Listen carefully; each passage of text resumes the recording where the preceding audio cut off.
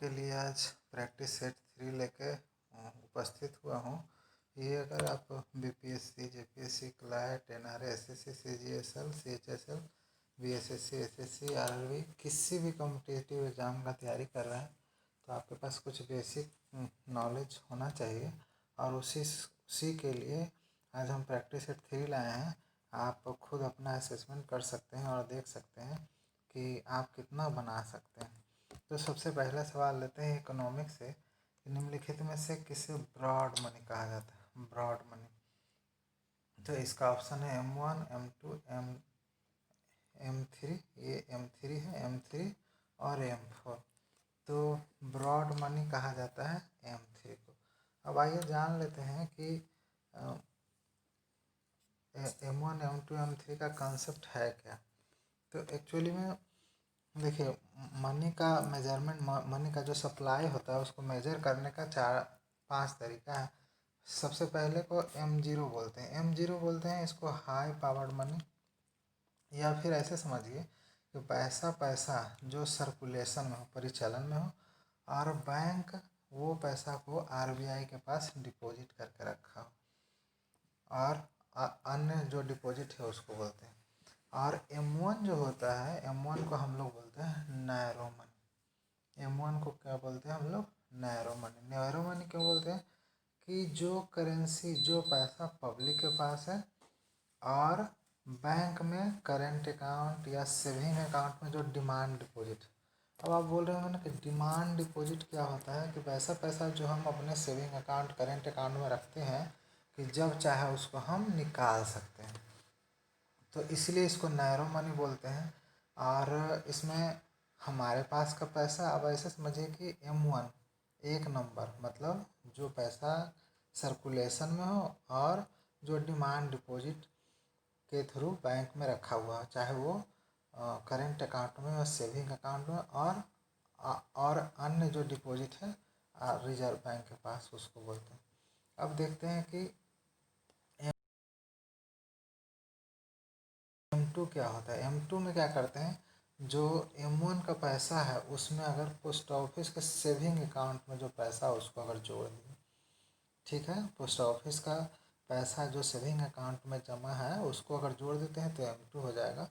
और M3 में क्या करते हैं, M1 में time deposit. Time deposit means हो गया आपका कि जैसे हम लोग फिक्स डिपॉजिट, टर्म डिपॉजिट वो सब करते हैं। तो बैंकिंग सिस्टम में जितना भी पैसा टर्म डिपॉजिट के रूप में जमा होता है तो M1 में अगर जोड़ते हैं, M1 तो जान ही गए होंगे कि M1 क्या होता है। M1 मतलब हो गया सर्कुलेशन का पैसा, और जो हमारा पैसा डिमांड डिपॉजिट हो, सेविंग अकाउंट या करेंट अकाउंट। और M4 होता है, M3 में अगर हम जोड़ दें पोस्ट ऑफिस का all deposit which post office saving bank, saving bank में जितना डिपॉजिट हो उसको बोलते हैं M4। तो यहाँ पे सबसे ब्रॉड मनी कहा जाता है M3 को, ये ध्यान रखिएगा। और M1 को बोला जाता है नैरो मनी। अब अगला सवाल देखते हैं। मुद्रा आपूर्ति की तरलता, जिसको लिक्विडिटी भी बोलते हैं, लिक्विडिटी का माप में सबसे तरल मुद्रा कौन होता है? सबसे तरल मुद्रा। अब सबसे तरल मुद्रा यहाँ पे देख लेते हैं। Option A M1, B M2, C M3। यहाँ पे M3 होगा, टाइपिंग का मिस्टेक है। C M3 और D M4 है। तो यहाँ पे तरलता कैसे नापते हैं कि किसी मुद्रा का तरलता वैसे नापते हैं कि अगर कोई भी इंस्ट्रूमेंट को, जैसे हमारे पास कोई भी तरह का डिपॉजिट है, उसको हम कैसे कितना जल्दी बदल सकते हैं कैश के रूप में, इंस्ट्रूमेंट को कैश में बदलते हैं, उसी को बोलते हैं हम लोग तरलता। तो सबसे ज़्यादा तरल M1 होता है। अब देखिए M1 कैसे हुआ। M1 मतलब क्या हुआ, देखिए बार बार हम रिपीट इसलिए कर रहे हैं कि ये इकोनॉमिक्स के छोटे छोटे शब्दावली है जो आपको अक्सर एग्ज़ाम में बैठेंगे ना, पूरा इरेज हो जाएगा दिमाग से। अरे M1, M2, M3 ये सब क्या है? M1, M2, M3, M4 R measurement of supply of money, है ना, मुद्रा की आपूर्ति का माप है। तो M1 को क्यों सर्वाधिक तरल बोलते हैं कि M1 का मतलब हुआ कि पैसा जो सर्कुलेशन में हो, है ना, जो बाजार में पैसा चल रहा। और हमारा जो डिमांड डिपॉजिट में जो मेरा पैसा बैंक में हो, चाहे सेविंग में हो या करेंट अकाउंट में हो, ठीक है। और जो अनडिपोजिट, तो इसमें हम लोग demand deposit in the sense कि वैसा पैसा जिसको हम जब चाहें तब बिना कोई कंडीशन एफर्ट का निकाल सकते हैं। तो यहाँ पे हम देख लिए कि हमारा M1 क्या हुआ, M1 हमारा सबसे ज़्यादा तरल मुद्रा कहा जाता है। नेक्स्ट सवाल देखते हैं, इकोनॉमिक्स से ही संबंधित है कि मुद्रा गुणक, जिसको इंग्लिश में मनी मल्टीप्लायर, किसके समतुल्य है। एक्चुअली में मनी मल्टीप्लायर होता क्या है, इसके पहले सवाल देने के पहले हमको ये जानना जरूरी है कि मनी मल्टीप्लायर होता क्या है। तो मनी मल्टीप्लायर ऐसे समझिए कि हम समझाने के लिए एक छोटा सा उदाहरण आपको देते हैं कि बैंकिंग सिस्टम में प्रति 1 रुपया, बैंकिंग सिस्टम में अगर 1 रुपया, ठीक है, 1 रुपया कितना पैसा जनरेट करता है, उसी को मनी मल्टीप्लायर, मतलब ऐसे समझिए कि गुणक है। गुणक मतलब कितना गुना, तो आपका पैसा कितना गुना होते जा रहा है। जैसे अगर डिपॉजिट करते हैं तो आपको आइडिया होगा, लेकिन इकोनॉमिक टर्म में थोड़ा सा हल्का डिफरेंट है कि जैसे समझिए कि आप 1,000 रुपया बैंक में जमा कर दिए और अभी CRR है 10%। तो 10% है, मतलब कैश रिजर्व रेशियो है, ये उसका 10% मतलब 1,000 का 10% मतलब 100 रुपया आपको कहाँ जमा करना होगा, RBI के पास। अब आपके पास कितना बचा, 900 रुपया। आपके पास डिपॉजिट है 1,000, उसमें से 900 रुपया आपके पास बचा, 10% CRR में जमा हो गया और रिजर्व मुद्रा 100 रुपया। अब ये 900 रुपया जो आपने लिया या बैंक किसी को दिया लोन के रूप में, वो फिर आदमी कहीं जिस पर्पज़ से वो पैसा लिया, फिर वो आइदर कहीं वो डिपॉजिट करेगा या फिर वो कहीं पैसा वो लगाएगा। तो फिर 900 जो रुपया है, 900 रुपया का फिर 10% रिजर्व में चला जाएगा और 10% मतलब 90 रुपया और उसका 810 रुपया, 900 में से 90 रुपया चला जाएगा रिजर्व में और 810 रुपया बचा। 1,000 में से 900 में से 810 रुपया बचा, 90 रुपया हटाने के बाद, तो 810 रुपया फिर लेंट आउट होगा। तो इस तरह से क्या होता है कि एक प्रोसेस जनरेट हो जाता है बाज़ार में। देखिए मनी सप्लाई सबसे पहले 1,000 था, अब 1,900, पहला टर्म। ये first stage, second stage, third stage, ऐसे करते आप आगे बढ़ते जाएंगे तो फाइनली देखेंगे कि बाज़ार में मनी का सप्लाई बढ़ रहा है, रिजर्व का परसेंटेज वही रहेगा, है ना। रिजर्व अमाउंट भी अगर टोटल को प्लस करेंगे तो थोड़ा अंतर है। कहने का मतलब ये है कि ये जो है, जिस तरह से बैंक एक लोन किसी को दिया और फिर वो लोन का पैसा फिर कहीं इन्वेस्ट हुआ या फिर किसी चीज़ में लगा, तो इससे क्या होता है ना कि एक साइकिल स्टार्ट होता है। पहले 1,000 रुपया डिपॉजिट था, फिर 900 हो गया, फिर 810, फिर इसका 90%, फिर उसका 90%, क्योंकि 10% रिजर्व हो रहा है। तो इस तरह से बाजार में मनी का सप्लाई बढ़ते जा रहा है। इसी को एक इस तरह से में एक साइकिल क्रिएट हो जाता है। देखते हैं कि एक साइकिल क्रिएट हो जाता है जिससे मनी क्या होता है, हमेशा मल्टीप्लाई होते जाता है। तो जैसे ही मनी मल्टीप्लाई होते जाता है, तो अब हम देखते हैं आंसर पे आते हैं। तो आखिर मनी मल्टीप्लायर हुआ क्या। तो मनी मल्टीप्लायर का मतलब होता है, ऑप्शन नंबर यहाँ जो C है, 1/, आरक्षित अनुपात। इसका मतलब हुआ कि मनी मल्टीप्लायर बराबर 1/, आरक्षित अनुपात RR। जैसे मान लेते हैं कि RR अभी 10% है, तो मनी मल्टीप्लायर क्या हुआ, 1/.1 को काटेंगे तो 0 आएगा। मतलब अभी मनी मल्टीप्लायर क्या है, 10 गुना। ठीक है, ये सो ईजी है। और जो नीचे जो रिजर्व रेशियो उससे डिवाइड कर देंगे। रिजर्व रेशियो हमेशा परसेंटेज में होता है, 10% के बदले 0.1 लिखेंगे, 20% के बदले 0.2 लिखेंगे। जैसे ही इसका फाइनल निकालेंगे 1/0.1 10% के मामले में, तो ये 10 गुना हुआ। यही हुआ आपका मनी मल्टीप्लायर। ठीक है, आपको अगर और इसमें मनी मल्टीप्लायर से संबंधित कोई दिक्कत हो तो आप सीधे कमेंट बॉक्स में डाल के आप सवाल डायरेक्टली पूछ सकते हैं कि मनी मल्टीप्लायर अभी भी हमने नहीं समझा। मैं फिर कोशिश करूँगा कि आपके लिए कोई सेपरेट मनी मल्टीप्लायर के लिए ही वीडियो लॉन्च करूँ। ठीक है, अब नेक्स्ट देखते हैं कि रेपो रेट में कमी या वृद्धि करने किस नीति के तहत किया किया होता है।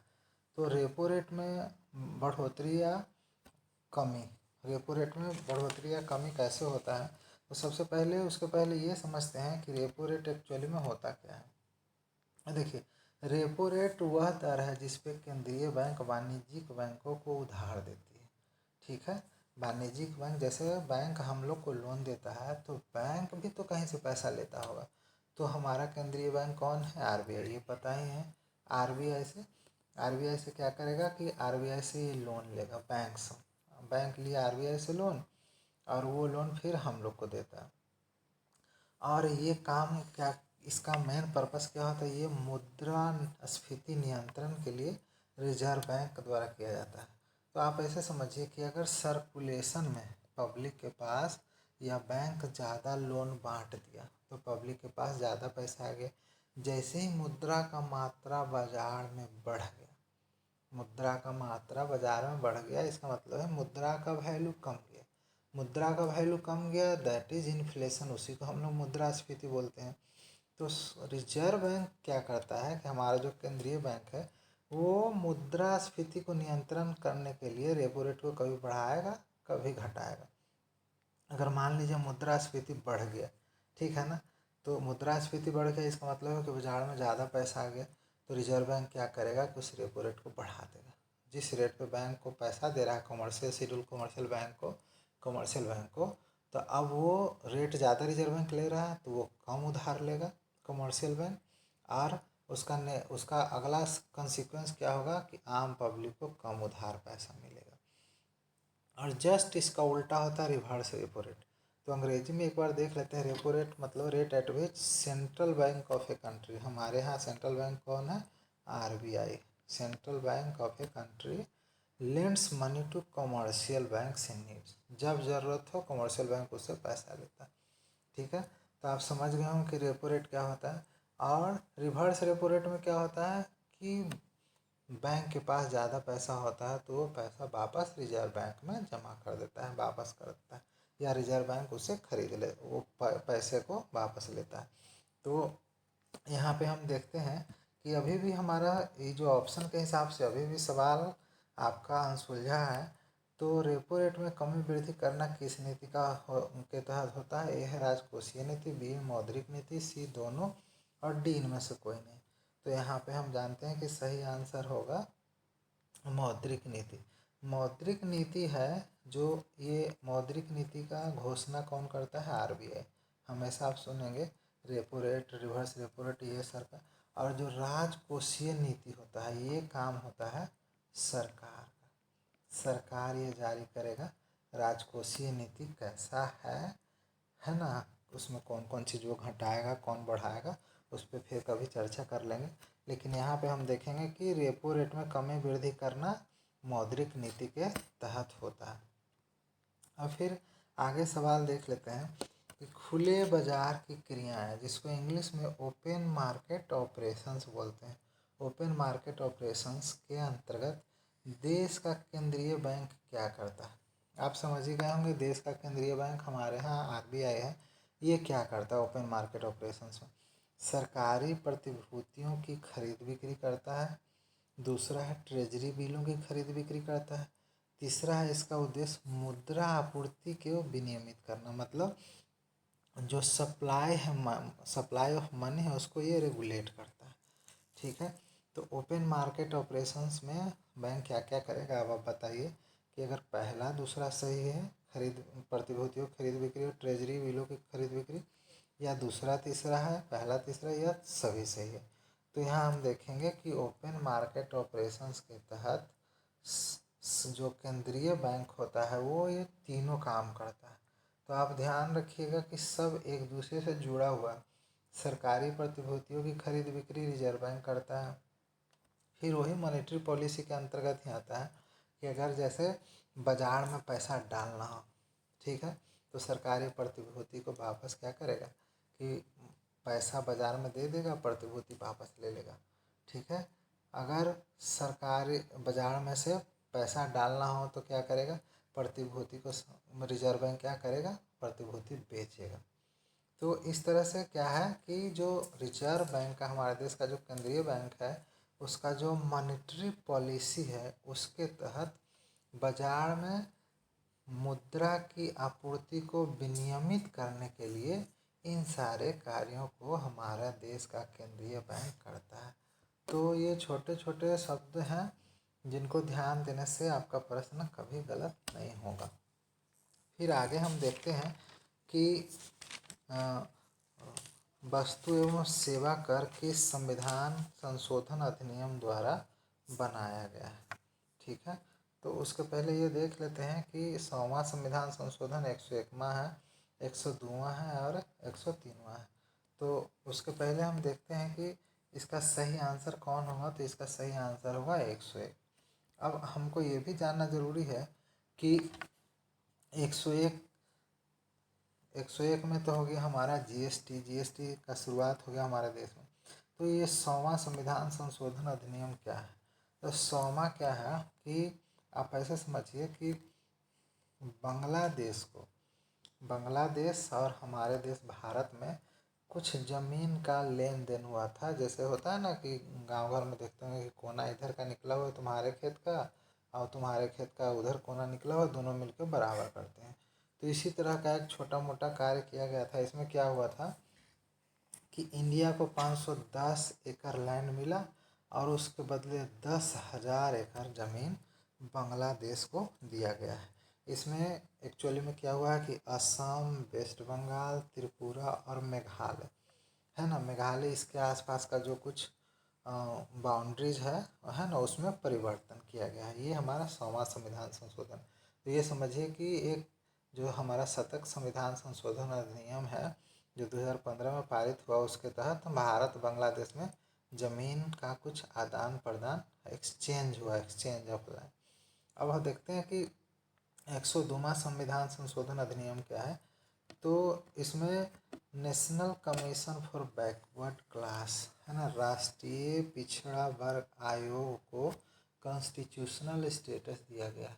ठीक है, पहले तो इंटीग्रेटेड था national commission for SC ST OBC सब है ना। तो बाद में क्या हुआ कि 102वां संविधान संशोधन अधिनियम के द्वारा इसको राष्ट्रीय पिछड़ा वर्ग आयोग को संवैधानिक दर्जा दिया गया है। कह सकते हैं कि जो हमारा सोशल इंजीनियरिंग सोशल जस्टिस का जो भारत सरकार का प्रोग्राम है उसके तहत एक कदम है और इसके चेयरमैन मिस्टर भगवान लाल साहनी को बनाया गया है, जो मुजफ्फरपुर से बिहार से सांसद है। ठीक है, तो राष्ट्रीय पिछड़ा वर्ग आयोग के अध्यक्ष कौन है, भगवान लाल साहनी। और कब कॉन्स्टिट्यूशनल स्टेटस दिया गया, 102वां संविधान संशोधन अधिनियम 2018। देखिए इन सब चर्चा के पीछे मेरा मकसद ये होता है कि आप एक ऑब्जेक्टिव के साथ 3-4 प्रश्न एक साथ ही करते जाते हैं। अगर आपके पास इस तरह का सवाल आए, संशोधन जो लेटेस्ट संशोधन सब है संविधान का, तो ये सवाल भी आप साथ साथ ही करते ही जाएंगे। अगला देखते हैं 103वां संविधान संशोधन अधिनियम क्या है। ये तो बहुत हीटेड सवाल है ना। ये बहुत इस पे विवाद बहुत केस मुकदमा बहुत सारा चला है। तो जो हमारे देश में EWS जिसको बोलते हैं, इकोनॉमिकली बैकवर्ड सेक्शन से जो बिलोंग करते हैं, चाहे वो किसी भी जाति धर्म संप्रदाय के हों, तो उनको आरक्षण देने से ये संबंधित है। नौकरी में और एडमिशन में दोनों बात ध्यान रखिएगा, जॉब में भी देना है आरक्षण और एडमिशन में भी। तो इसके लिए क्या किया गया कि जो आर्टिकल 15(6) और 16(6) इंसर्ट किया गया। हमारे जो ओरिजिनल संविधान था उसमें ये दोनों आर्टिकल नहीं था। हाँ, ये मतलब 15-16 तो था, लेकिन उसका ये जो क्लास 6 दोनों में नहीं था। तो 103वां संविधान संशोधन अधिनियम 2019 के द्वारा ये जोड़ा गया और जो आर्थिक रूप से पिछड़े वर्ग के लोग हैं उनको भी 10% आरक्षण देने का प्रावधान किया गया संविधान में। ठीक है, फिर अगला एक सवाल लेते हैं। पंचायती राज व्यवस्था से संबंधित समितियों में से कौन सुमेलित नहीं है।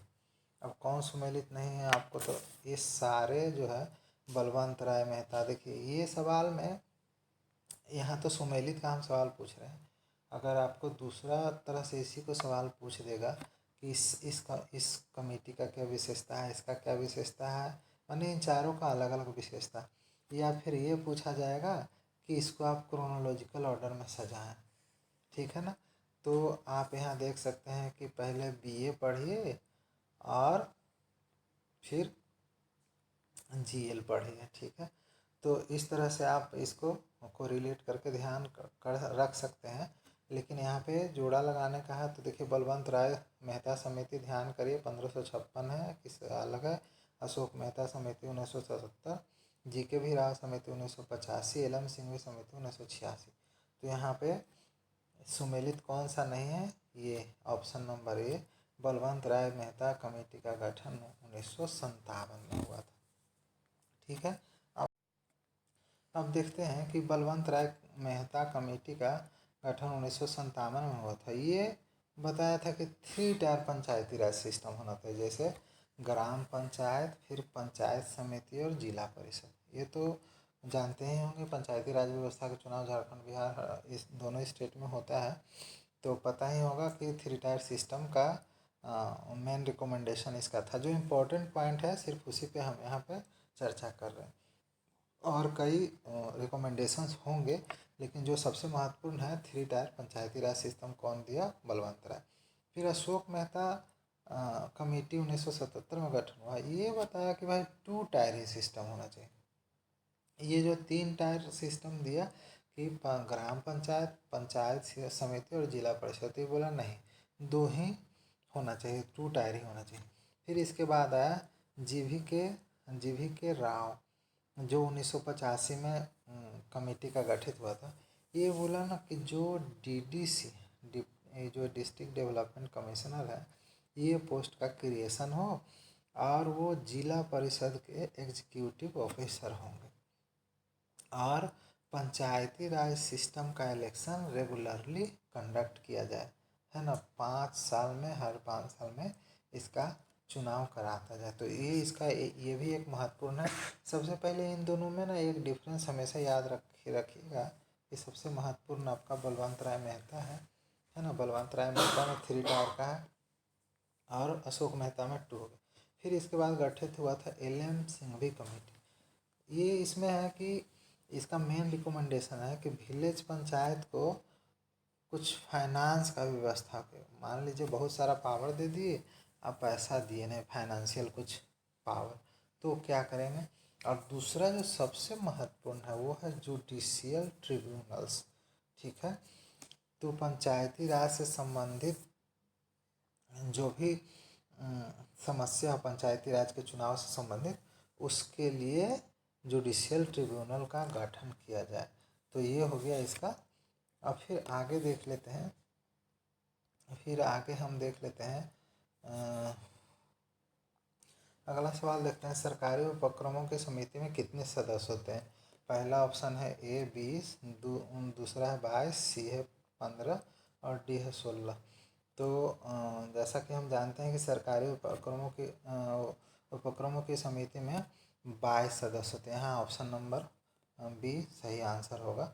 फिर अब आगे देखते हैं कि जो लोकसभा के इसमें 15 होते हैं, 15 सदस्य लोकसभा से और 7 सदस्य होते हैं राज्यसभा से। और अभी इस समिति के अध्यक्ष श्रीमती मीनाक्षी लेखी जी हैं, जो सुप्रीम कोर्ट के वकील भी हैं और सांसद भी हैं। 1/5/2020 से इसका गठन, मतलब ये अध्यक्ष हैं, गठन हुआ जब से, ठीक है। और इसका मेन काम क्या है, सरकारी उपक्रमों के प्रतिवेदनों एवं लेखों की जांच करना, ठीक है। जो भी रिपोर्ट देता है सरकारी उपक्रम, जिसको पब्लिक अंडरटेकिंग्स बोलते हैं, और सरकारी उपक्रमों की स्वायत्तता एवं कार्यकुशलता की जांच करना। तो ये मेन 2 महत्वपूर्ण, इसका और भी कई कार्य है, लेकिन जो महत्वपूर्ण 2 कार्य है उसी का यहाँ डिस्कशन किया गया है। तो अब तक जो सवाल आपने देखा, आशा है कि आपको ज़रूर ये सही लगा होगा, और ये प्रश्न का उत्तर देने में आप थोड़ा सहज ज़रूर महसूस करे होंगे। खैर एनीवे ये तैयारी अगर आपका बहुत अच्छा हो तो आप सारे सवाल का जवाब सही सही किए होंगे। आशा है कि आप बहुत एंजॉय करे होंगे। और अगर आपको वीडियो सही में पसंद आया तो लाइक शेयर एंड सब्सक्राइब जरूर कीजिएगा। Thanks for watching.